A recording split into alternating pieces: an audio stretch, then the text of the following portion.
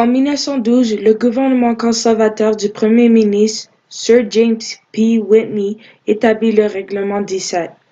Cela empêche l'usage et l'enseignement du français dans les écoles car la plupart de la population était anglophone et contre le bilinguisme, incluant le Premier ministre.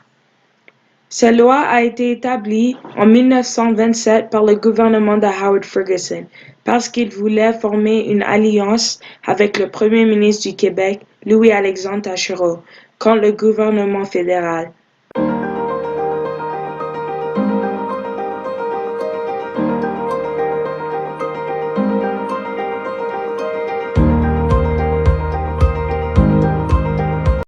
Suite à l'adoption du Règlement 17, les Franco-ontariens réagissent avec une levée de boucliers dans la communauté francophone.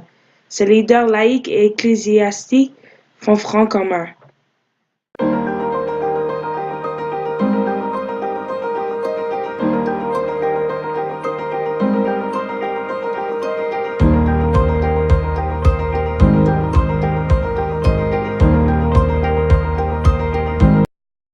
Au début des années 1970, une crise scolaire éclate à Sturgeon Falls, une municipalité qui compte 80% de francophones.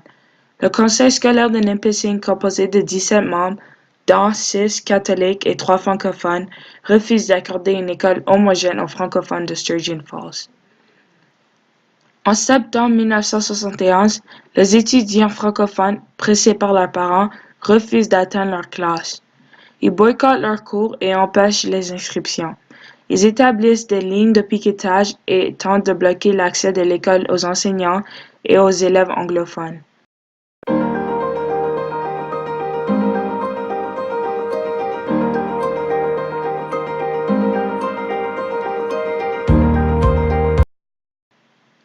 Les manifestants obtiennent de nombreux appuis, notamment de l'Association canadienne-française de l'Ontario et du journal Le Droit qui lance l'opération anti-assimilation et demande aux Franco-ontariens de la province pour leur support pour la lutte des francophones de Sturgeon Falls.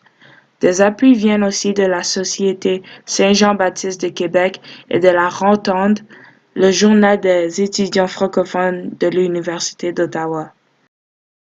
En décembre 1971, le rapport de la commission Simmons recommande la création d'une école secondaire homogène de langue française à Sturgeon Falls. Francocité devient l'école secondaire de langue de la ville. Les lois n'apaisaient pas entièrement les tensions linguistiques dans au moins 2 endroits, Sturgeon Falls et Pentanguishene, une ville située proche de la baie Georgienne.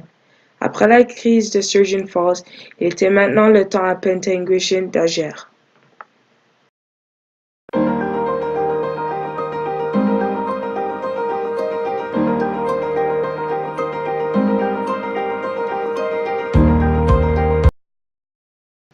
Aujourd'hui, la Charte dit que la langue officielle est le français et l'anglais, tu as la liberté d'expression dans la langue que tu veux et tu as le droit de vivre dans un environnement confortable adapté à ses besoins et sûr. Pour conclure, je trouve que si la situation de la création du Règlement 17 n'aurait pas arrivé, il n'y aurait pas autant de francophones aujourd'hui et les élèves n'auraient pas eu l'envie de vouloir parler au sujet des francophones et de donner une chance aux nouveaux arrivés le choix entre 2 langues pour qu'ils choisissent la langue qu'ils comprennent le mieux. Aujourd'hui, l'Ontario est rempli de joyeux francophones et plusieurs écoles françaises.